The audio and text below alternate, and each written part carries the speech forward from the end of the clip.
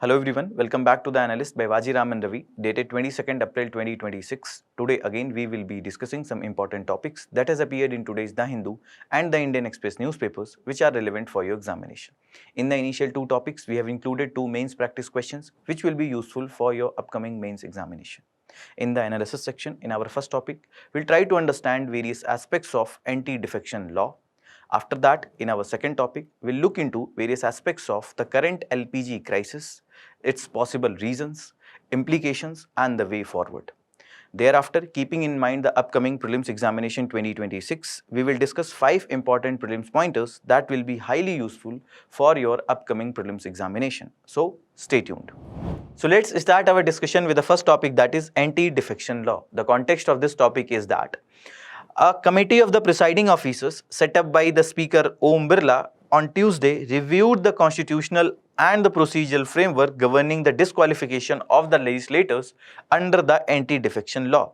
The presiding officers are the people who presides or chairs the proceedings of the House. For example, in the case of the Lok Sabha, we have the Speaker and the Deputy Speaker.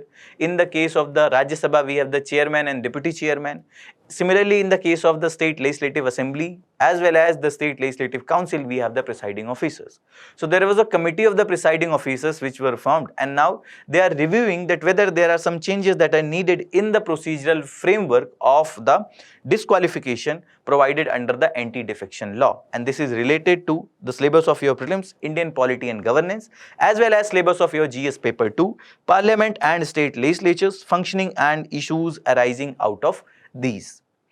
In the personal life or even in the politics, the betrayal is always dangerous. For example, in the case of the politics, if there is a person who is getting elected on the ticket that was given by a particular political party, and then after getting elected, if he is involved in anti-party activities or he is voting, he is working against the wishes and the directives of the political party, then that person can be disqualified from the membership of the House.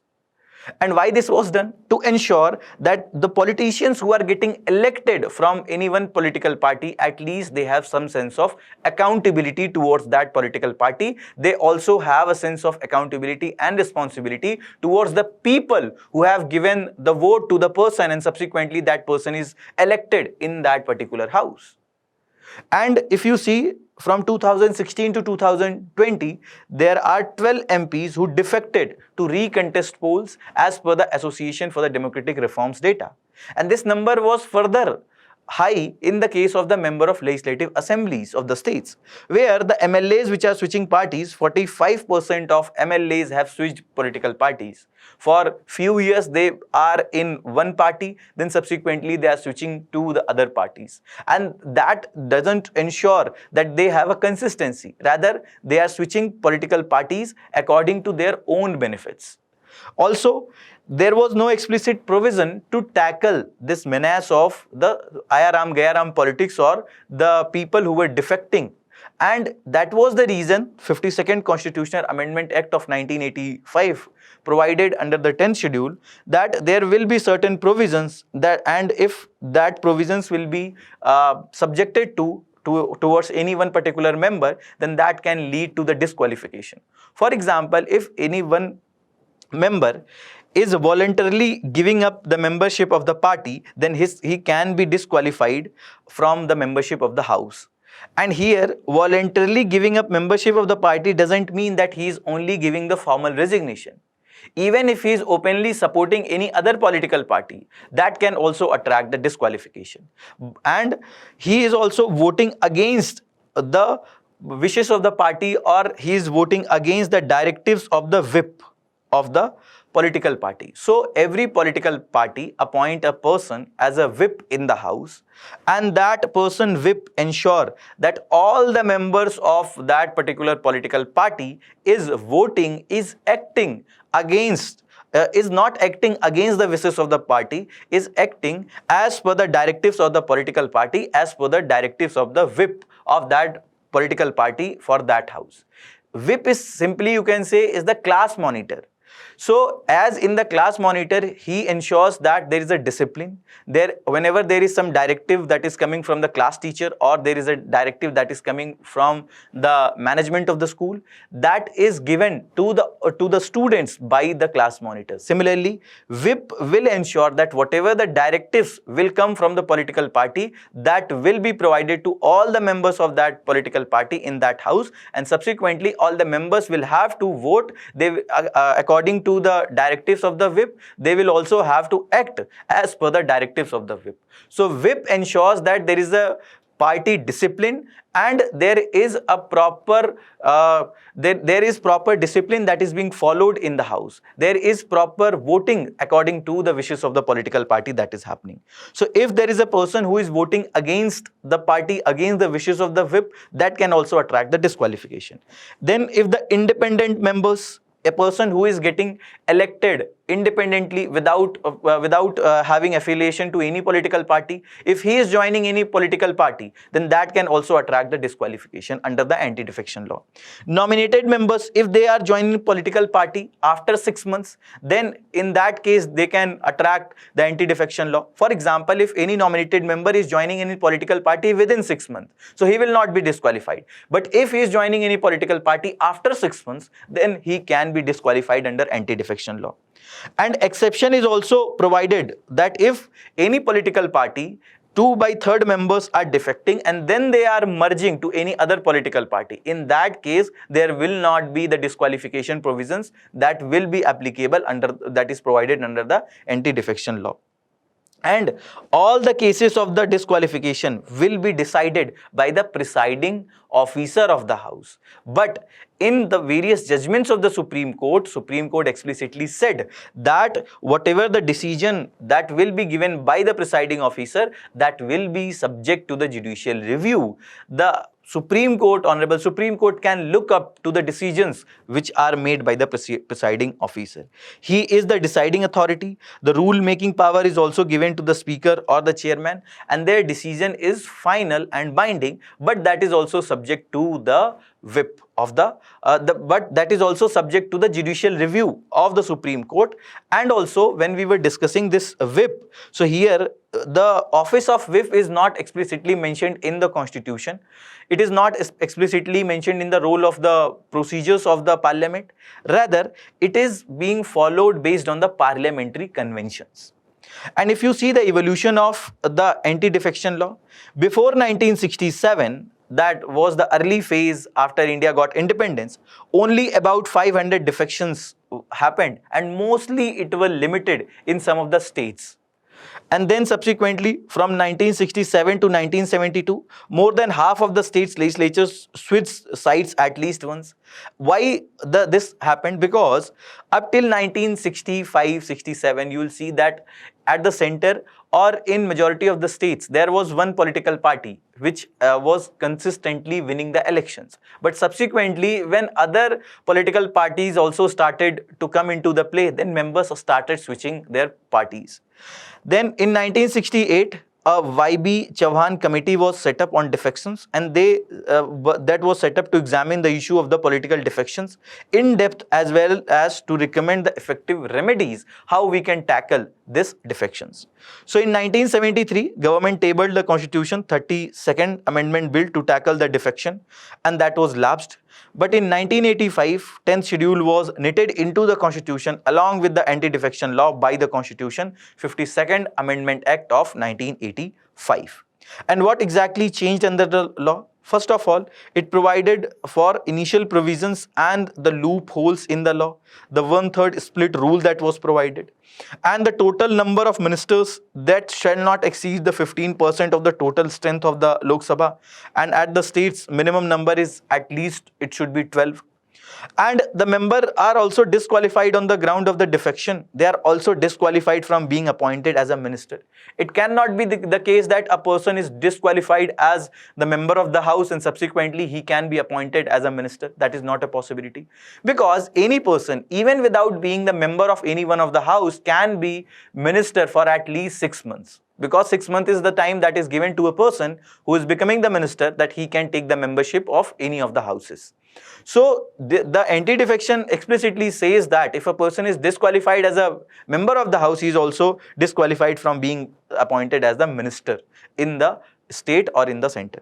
Then members are also disqualified on the ground of defection, shall also be disqualified from holding any remunerative political post. For example, there are different boards, etc., that are there in the states, which are also the remunerative posts. They are also backed by the government. They give proper facilities, allowances, salaries, etc. So a person who is disqualified from being the member is also disqualified from holding any remunerative political post.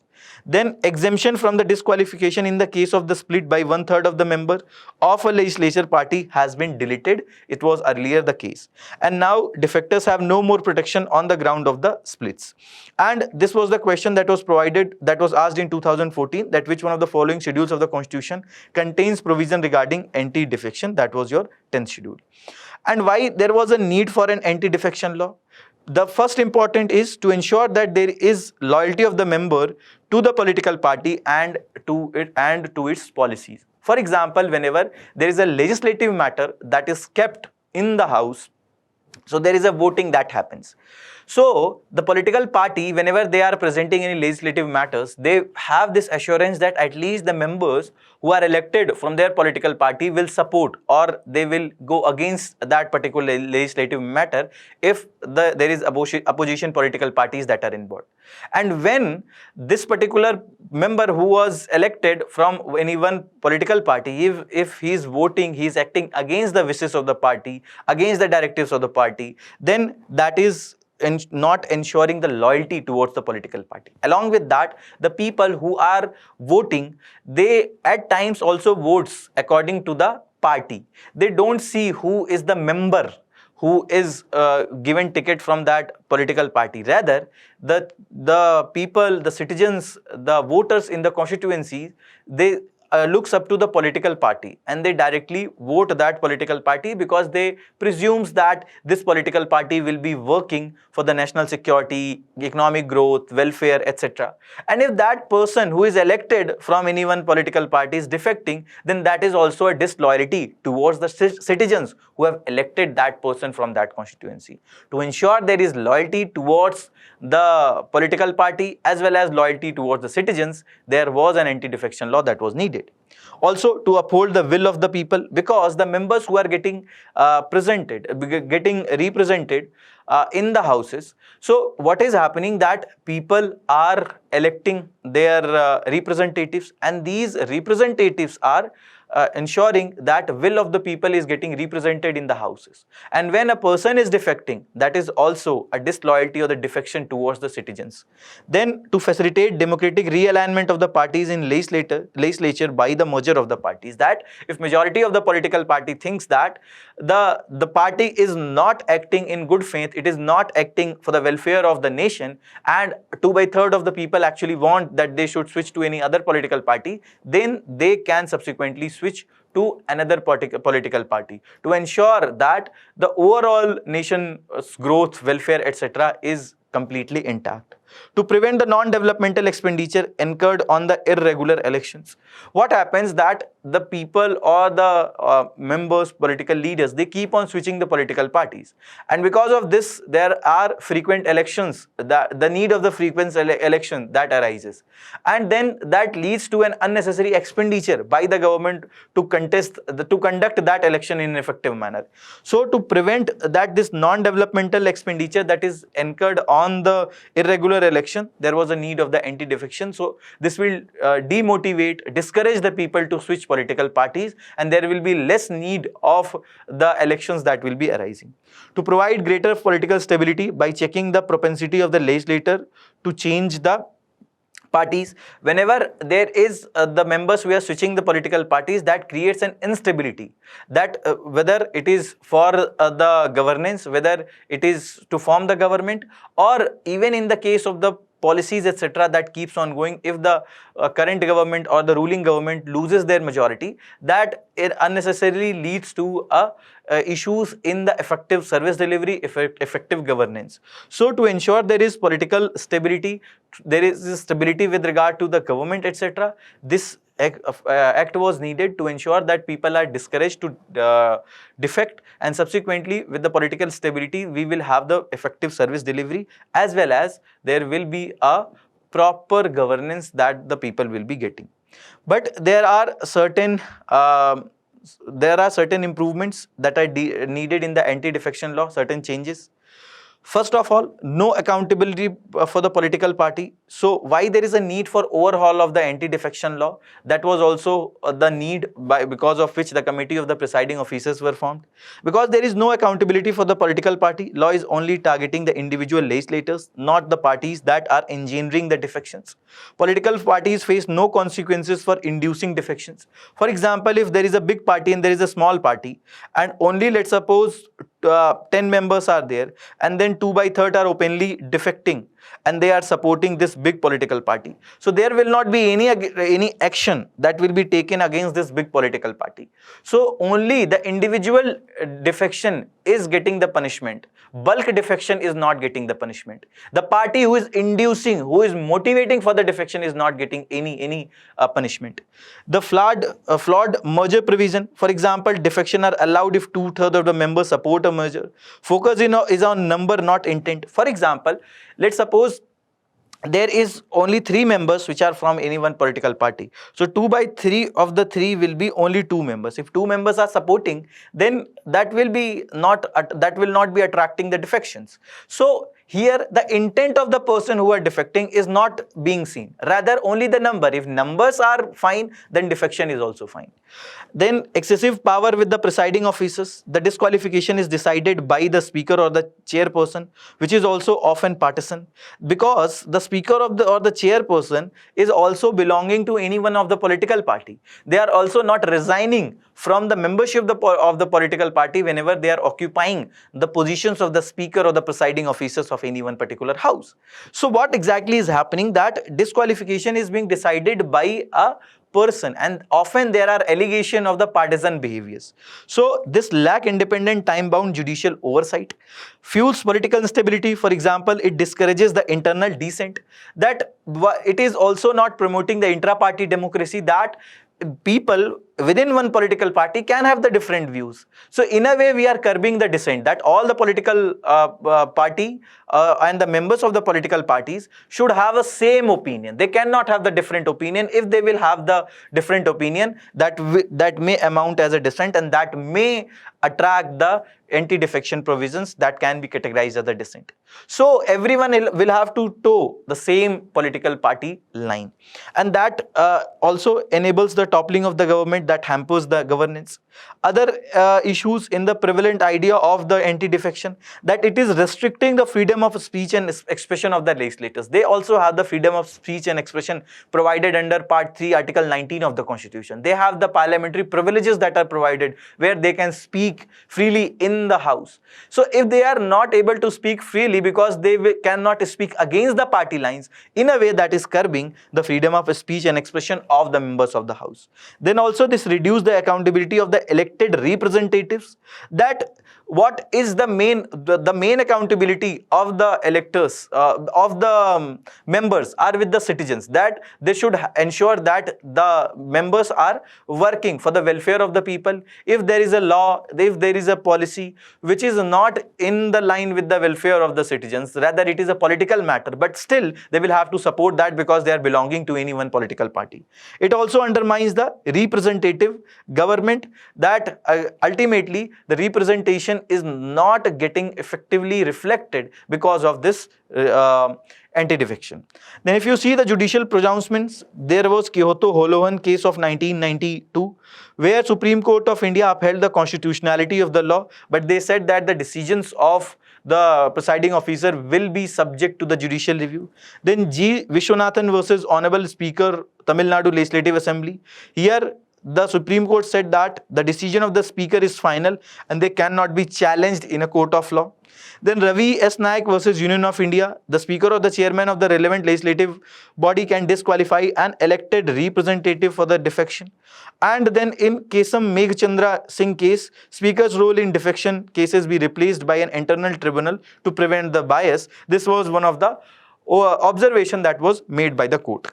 And the main purpose as already said and as already said in the various judicial pronouncements, was to curb the political defections, to strengthen the political stability, effective service delivery, governance, democratic spirit, and also to ensure loyalty to the political party mandates, to prevent the misuse of the power and the offices. So what is the path ahead? What is the way forward?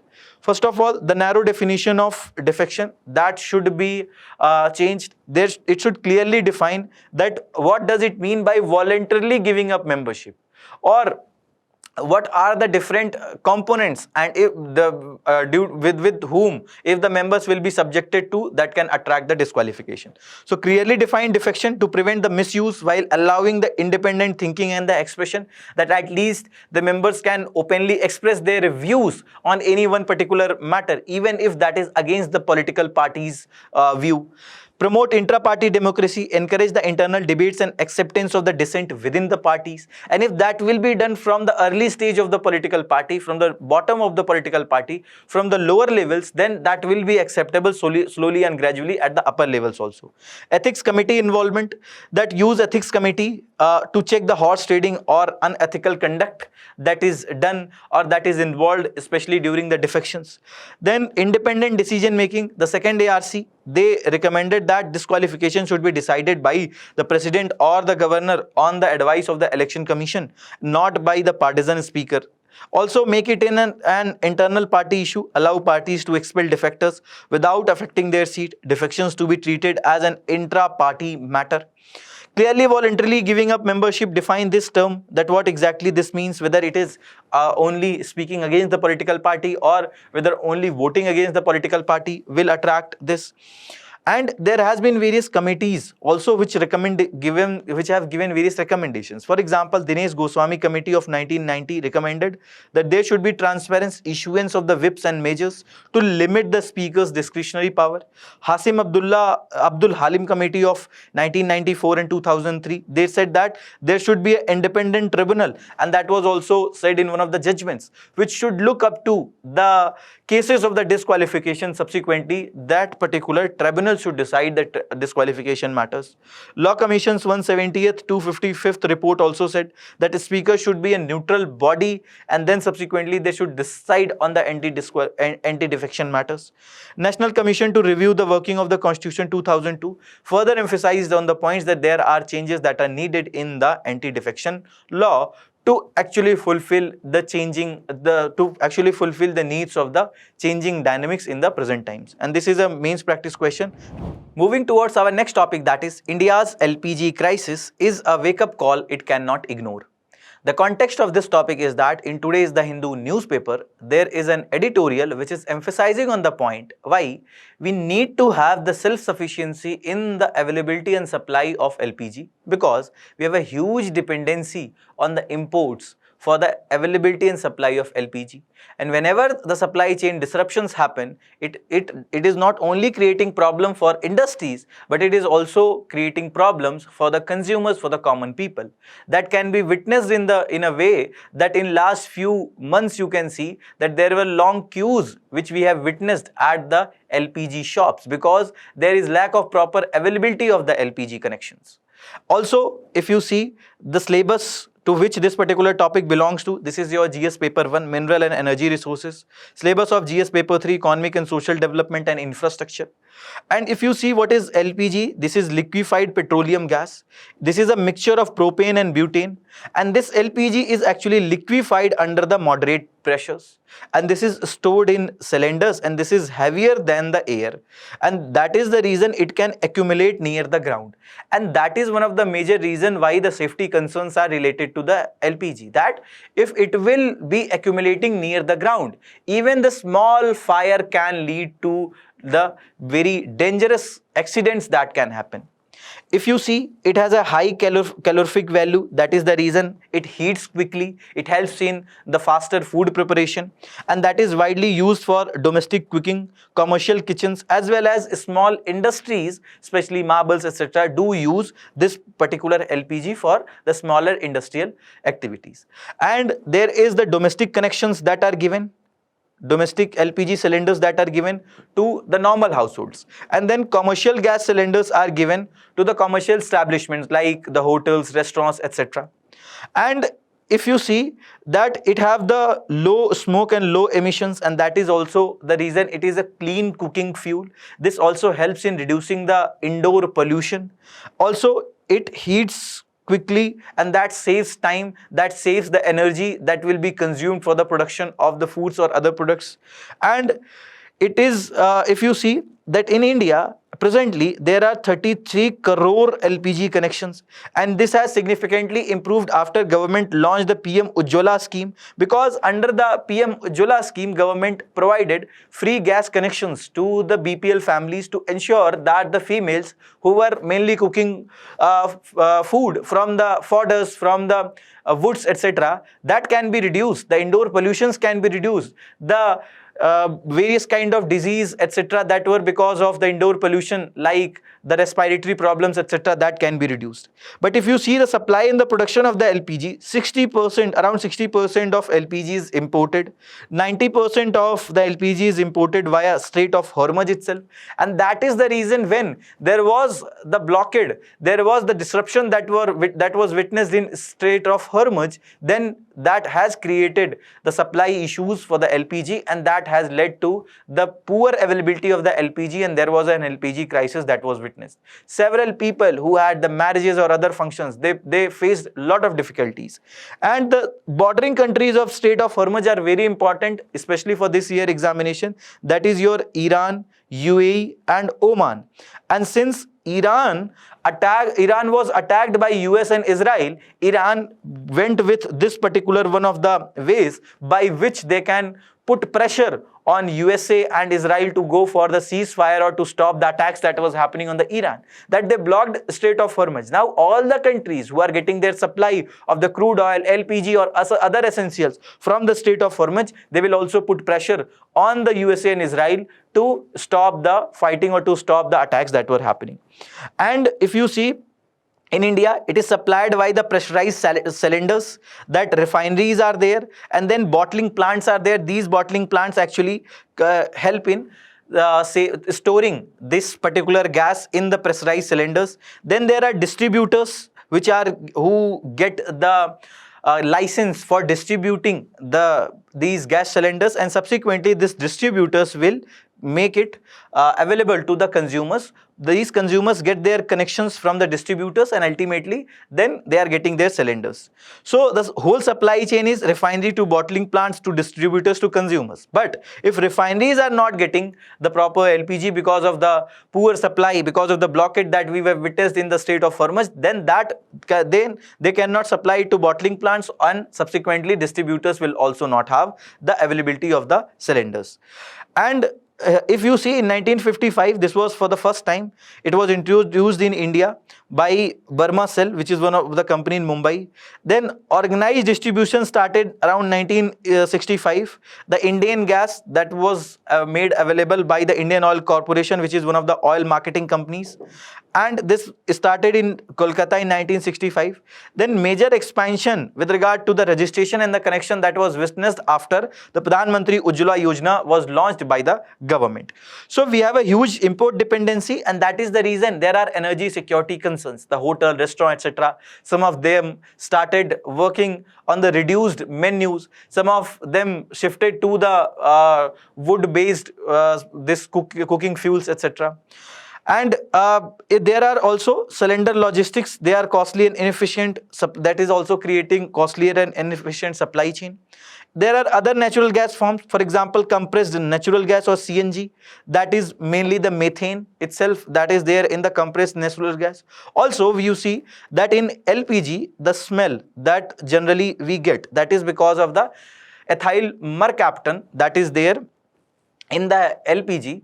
That actually leads to the smell that comes from the LPG. And why that is added in the LPG, the reason why that is added is to ensure that whenever the leakages happen, people can get an idea that leakages are happening, and then subsequently the actions can be taken against them, because this particular LPG will accumulate near the ground itself, and even a small fire can lead to dangerous accidents.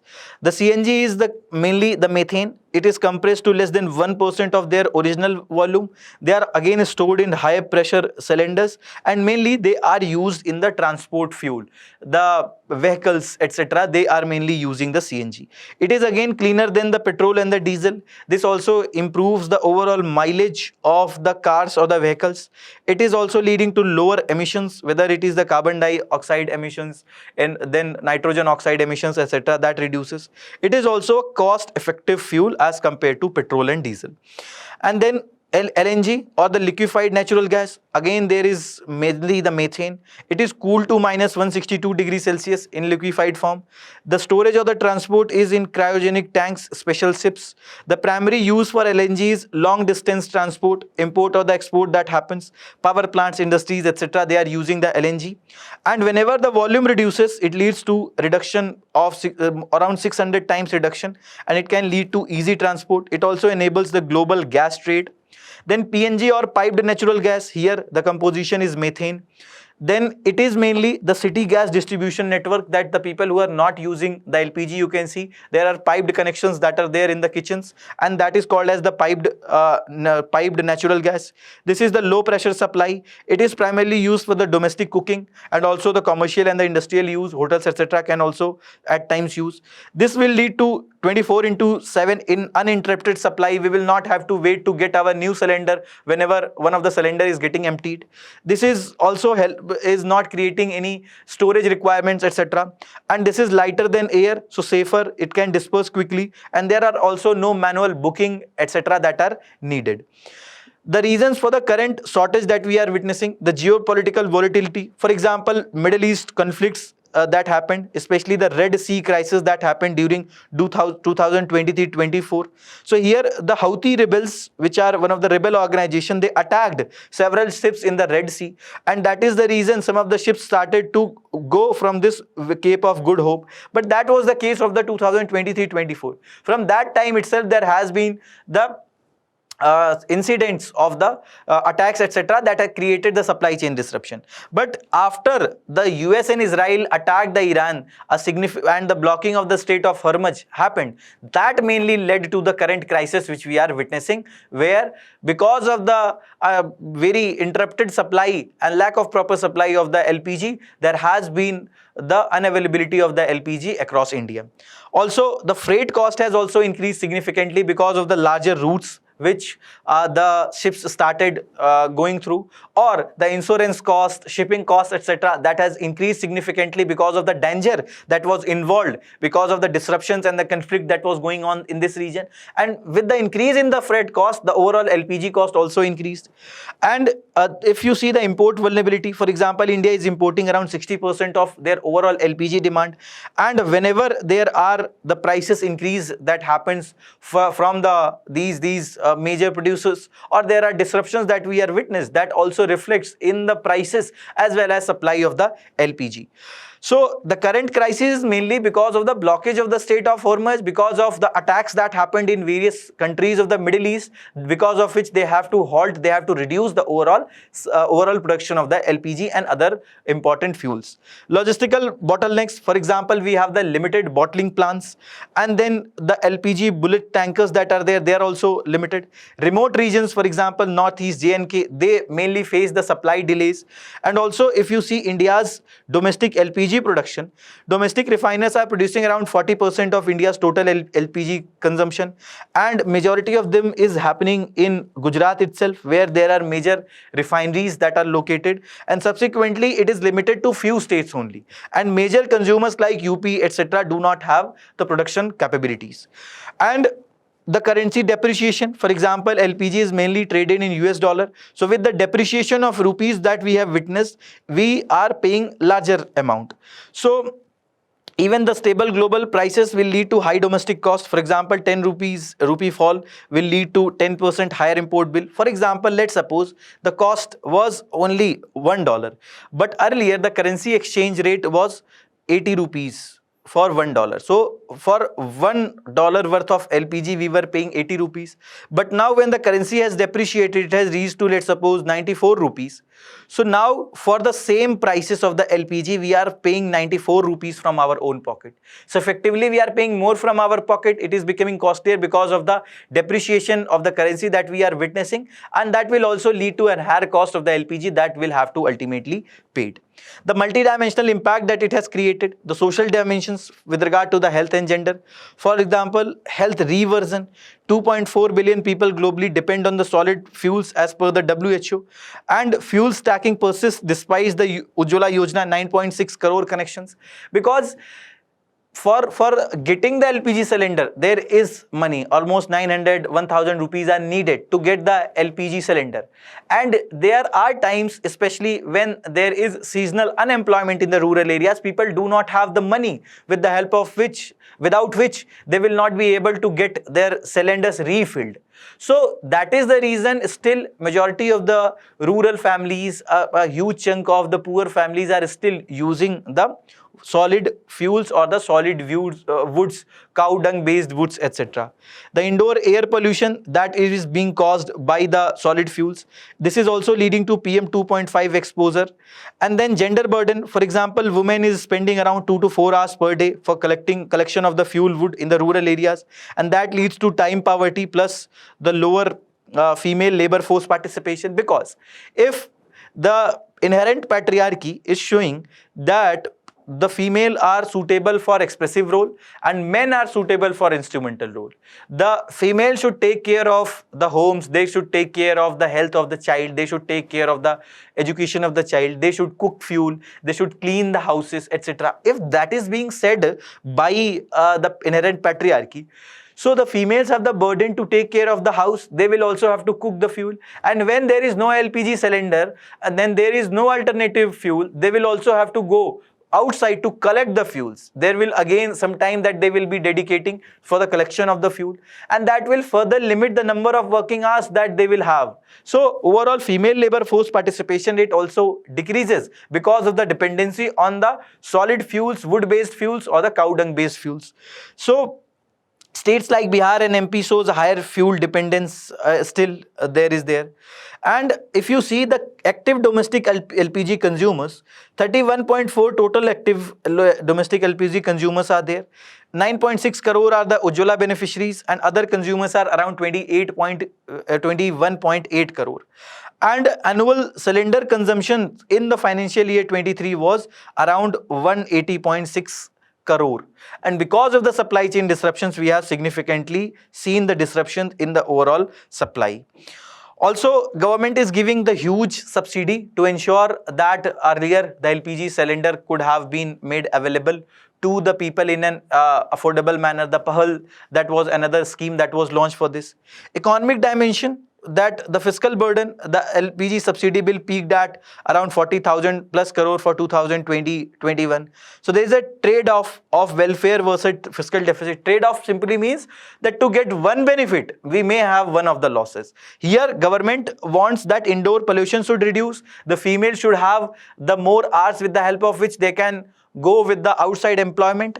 With the welfare focus, they are focusing on that female can have a better indoor environment with the help of which the respiratory disease burden can be reduced.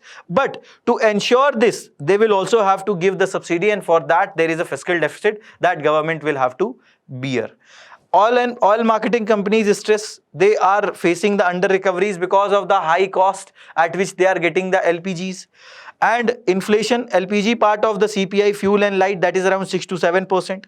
So LPG price rise is also leading to indirect food inflation, high cooking cost, the hotel, restaurant, etc. They are witnessing that there will be an high LPG prices, and that will be transferred to the food products that they are making. Strategic dimension of energy security, for example, import concentration. West Asia is supplying less than 80% of the LPG imports because of the risk of the war, choke points of the Hormuz of Bab al-Mandab, etc. this particular dependency is leading to supply chain disruptions, and we also do not have the sufficient strategic LPG storage. For example, for crude oil, we have the strategic reserves at Padur, Visakhapatnam and Mangalore, etc. But we do not have the sufficient strategic storage for the LPG. Around 1,40,000 ton is being stored in Visakhapatnam and Mangalore compound, which is providing coverage for less than 2 days of national LPG consumption. So that is also creating a kind of energy insecurity. Then compressed biogas, which was also being supported by the editorial which was written. Okay? They are emphasizing on the point that we should promote the compressed biogas. This can be one of the sustainable alternatives which can be also very cost effective, and that can also reduce the overall dependency on the LPG. So this compressed biogas is a purified biogas where around 90 to 95% is methane. This is to some extent similar to CNG, but it is mainly produced from the agri waste, dung and other solid waste that are decomposable. It is used for transport plus the cooking fuel. And there was a Satat scheme that was launched in 2018 that is sustainable alternative towards the affordable transportation, that is providing for a target of 5,000 plants, and it is implemented by oil marketing companies, and the paddy straw is being used for the production of this compressed biogas. Then other compressed biogas plants are also being developed in the Punjab, and this is one of the ways by which we are converting waste to clean energy, and that clean energy is your compressed biogas. Agri residues, cow dung and municipal solid waste, they are being used to convert into the compressed biogas, and this is also being used for the transport fuel, cooking fuel, etc. The major the advantages are there that it can provide the energy security, it can cut the LPG imports and the dependency that we have on the LPG. It can also reduce the overall stubble burning, because that stubble can be also utilized for the decomposition and ultimately the production of the compressed biogas. It is also economical because there can be extra farmers' income, the overall remuneration of the farmers can be increased, and dependence on the LPG can be also reduced.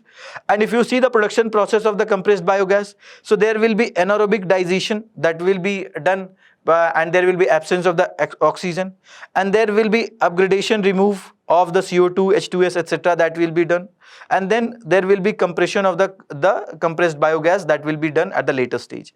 So hydrogen sulfide, CO2, etc., carbon dioxide will be removed at the upgradation and the removal of the gases, that is the secondary stage.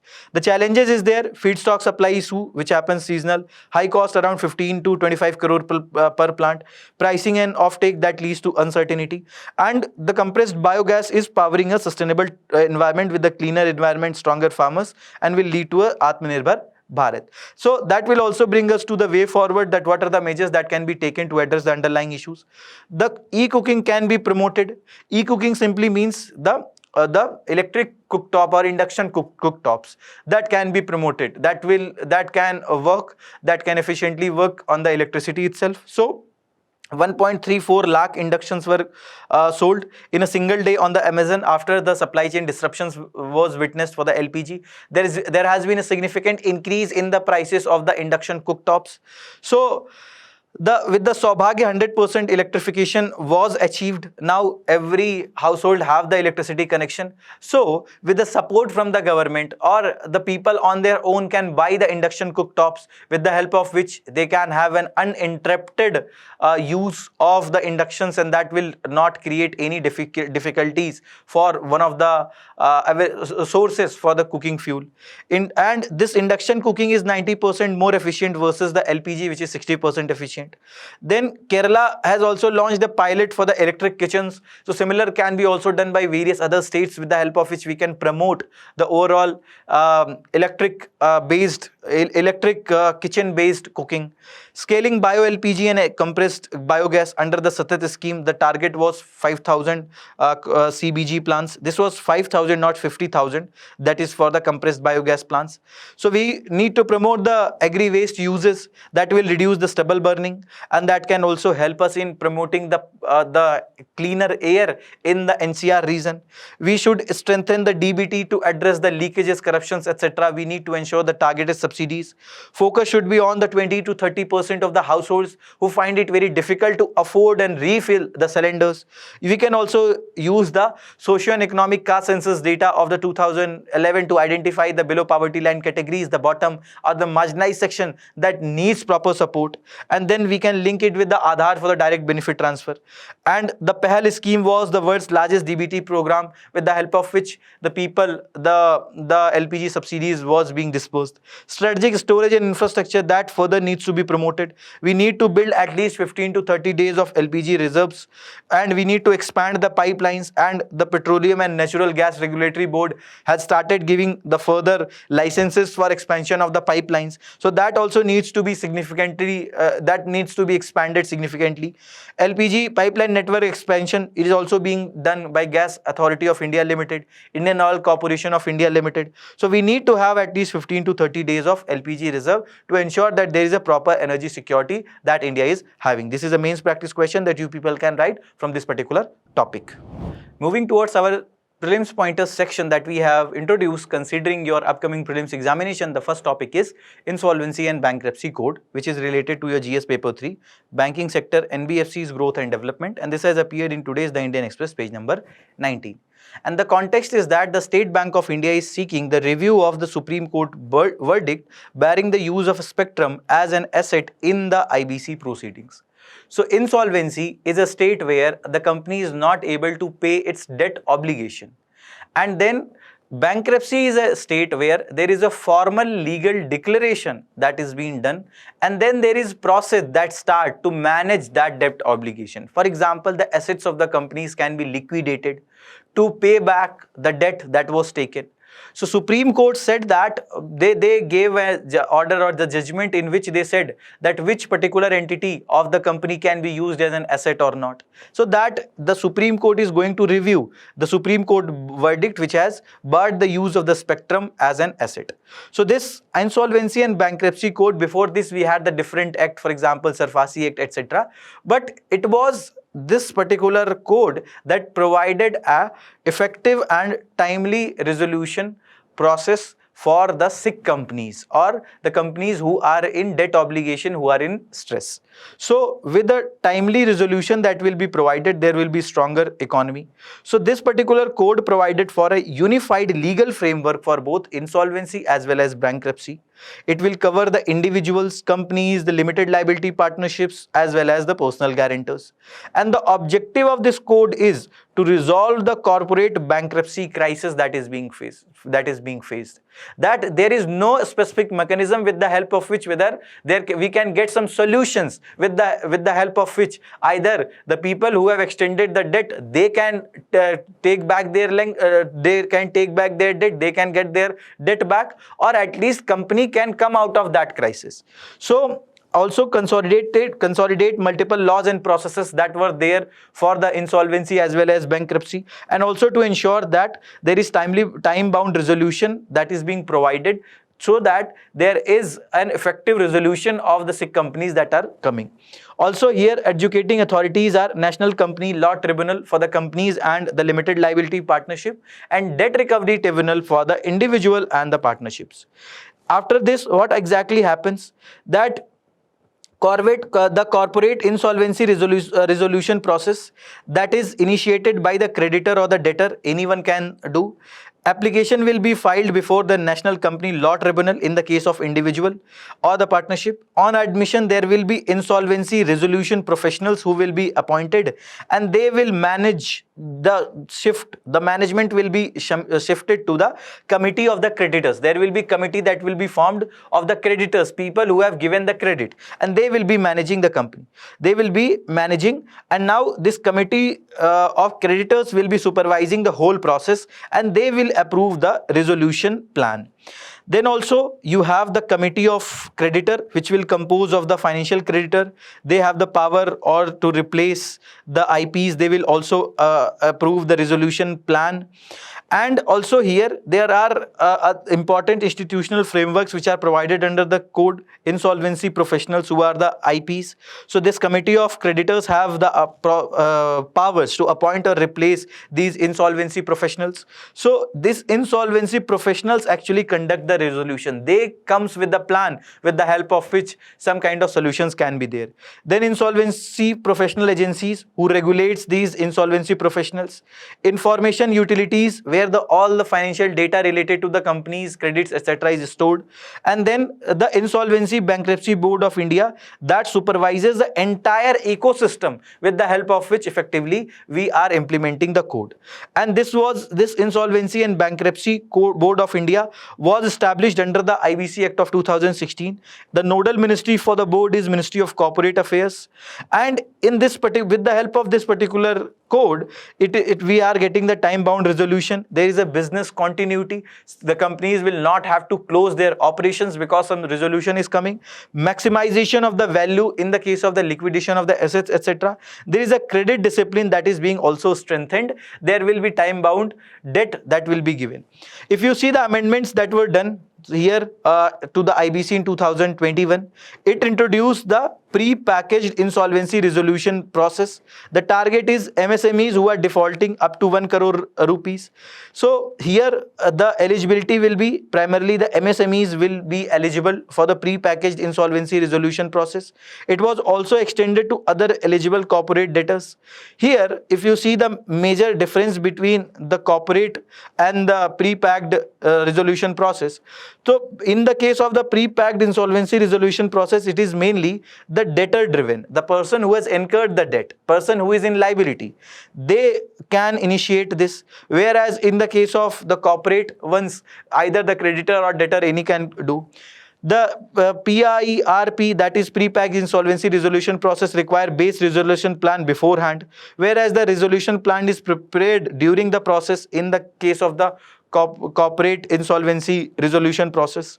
Also, management remains with the debtor in the case of the pre-packaged insolvency resolution process, whereas management shift to the committee of creditors in the case of corporate insolvency resolution plan. Then the pre-packaged insolvency resolution plan, the debtor is in possession model, whereas in corporate insolvency resolution plan, creditor is in control model. So here with this pre-packaged insolvency resolution process, it will resolve the stress, it will save the time, and it will sustain the business. There will be pre-negotiations with the creditors, there will be base resolution plan that will be prepared, there will be fast track resolution, and there will be proper business that will be continuing. The major features are that debtors are in possession model, negotiated resolution plan with the creditors, faster and cost effective process. Ultimately, the main aim is that the people who are owning that MSME still last, that these people should have hold over the overall decision making and control as well as ownership of the companies. The significance of the IBC is that it has led to the behavioral changes. Now companies are not going for the defaults, they are avoiding the defaults, they are not going for the evergreening of the loans, etc. because they have the fear of the losing control, that tomorrow creditors can apply for the liquidation, for the bankruptcy, and these people who are owning the company, they can lose their control over the company. Improved credit discipline, the gross non-performing assets has significantly reduced. Non-performing assets simply is the credit on which the principal or the interest payment is due for 90 days or more. The better corporate governance, more independent directors are there, professional management is happening, lower cost of credit because of the reduced lenders risk, because of the better credit health, because of better credit discipline that the companies are following. Our next topic is mangroves in India. This is related to GS paper 3, conservation, environmental pollution and degradation, and this has appeared in today's The Hindu, page number 4.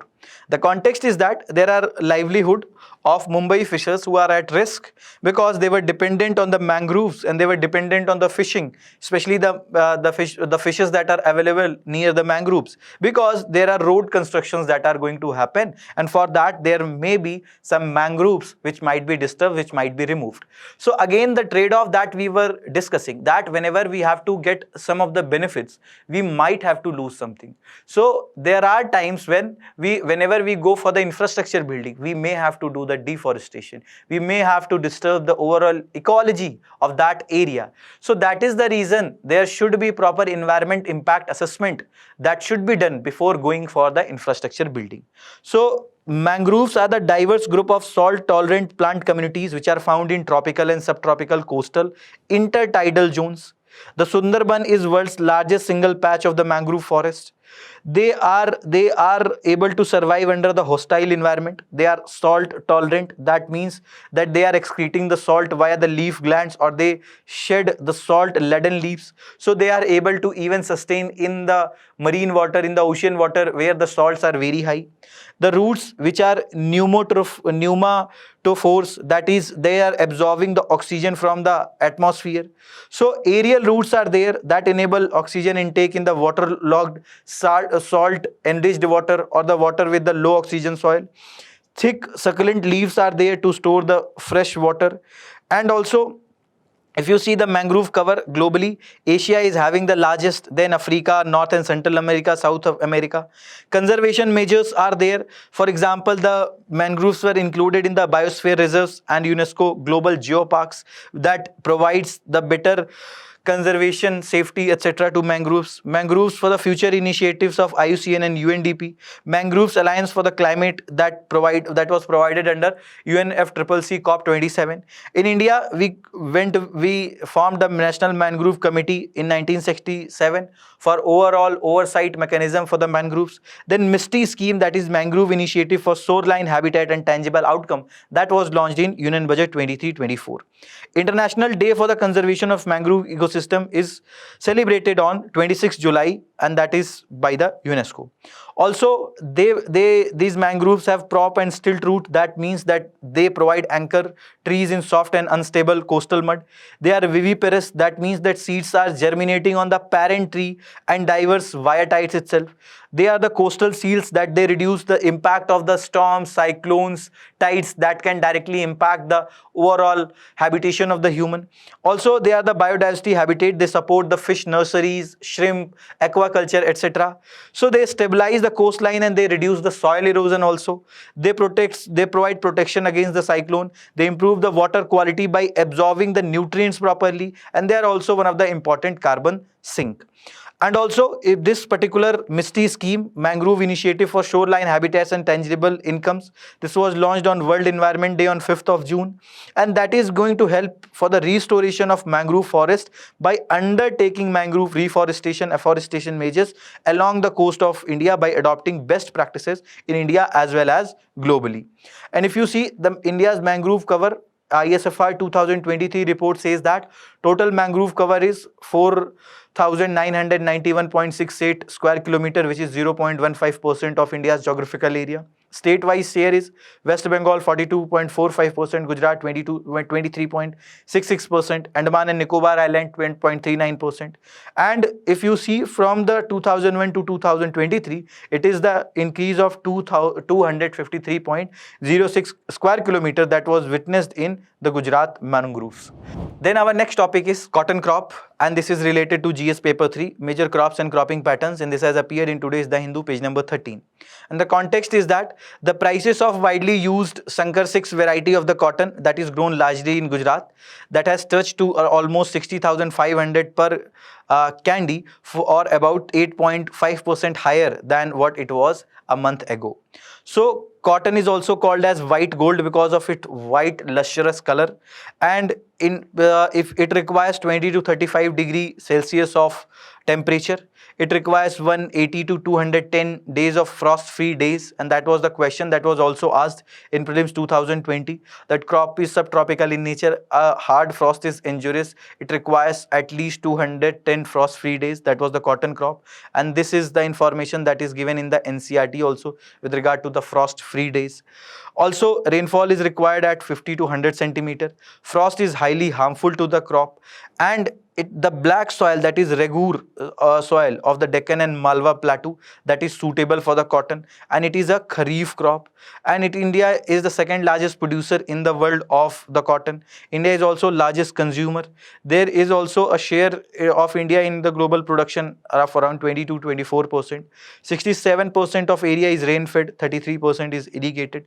Also, earlier there was this pink bollworm which was directly impacting the cotton crop, that was limiting the overall yield of the cotton. So we started using the GM varieties of the cotton, that is BT cotton varieties, Bolgard 1, Bolgard 2, developed by a US based multinational company named Monsanto, and that has provided immunity against the pink bollworm and significantly improved the yield of the cotton. And also, this particular BT cotton is the only crop that is now commercially grown in India.